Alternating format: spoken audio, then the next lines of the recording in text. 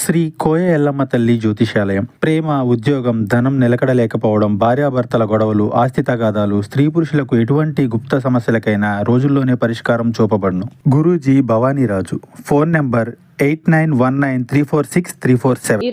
ఈ 24 గంటల్లో ఒక అతిపెద్ద సమస్య మిమ్మల్ని పలకరించబోతుంది.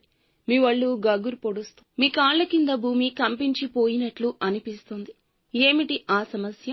ఏం జరగబోతుందో వీడియోలో తెలుసుకుందాము. వీడియో నచ్చితే తప్పకుండా ఒక చిన్న లైక్ అయితే చేసి మమ్మల్ని సపోర్ట్ చేయండి. ఇక ఆలస్యం లేకుండా వీడియోలోకి వచ్చేద్దాము. ఎంతటి పెను సమస్య, ఎంతటి ఉపద్రవం వచ్చినా కూడా ధైర్యంగా ముందుకు వెళ్తూ ఉంటారు వీరు. ఎక్కడా కృంగుబాటు అనేది వీరిలో అస్సలు ఉండదు. సహనం ఎక్కువ, సంచలమైన మనస్సు ఉంటుంది. అలాగే కొన్నిసార్లు పట్టరానంత కోపంతో ఉంటుంది. చిన్న విషయానికి విసుగు వస్తుంది. ఈ రాశి వారు చక్కటి స్థిరమైన మనసు కలిగి ఏదైనా పని మొదలు పెడితే గనక ఆ పనిలో సక్సెస్ సాధించడానికి 100% ఛాన్స్ ఉంటుంది. ముఖ్యంగా మనం చూస్తే ఈ రోజున ఈ రాశి జాతకులు కుటుంబ సభ్యులతో ఎక్కువ సమయాన్ని గడిపే సూచన కనిపిస్తుంది.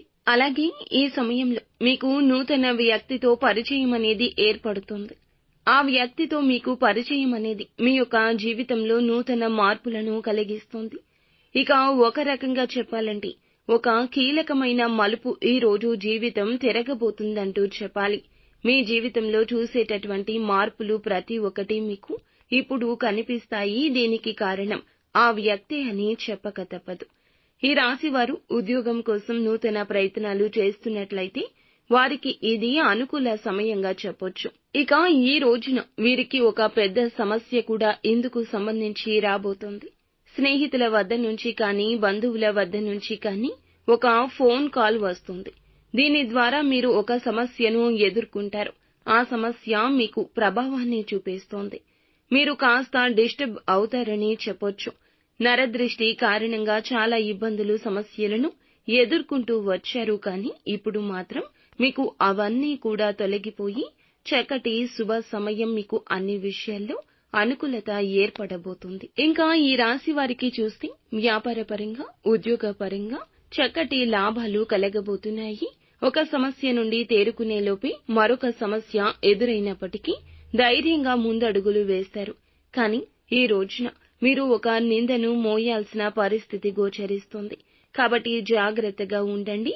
చెయ్యని తప్పుకి, నేర రూపానికి మీపై నింద పడే అవకాశం కనిపిస్తుంది.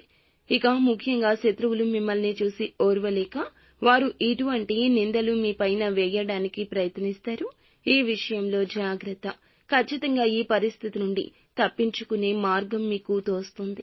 నిత్యం శివారాధనతో పాటుగా హనుమాన్ చాలీసాను పఠించడం, లక్ష్మీదేవికి ప్రతి నిత్యము కూడా ధూపదీప నైవేద్యాలతో పూజలు చేసుకోండి. అంతా మంచి జరుగుతుంది.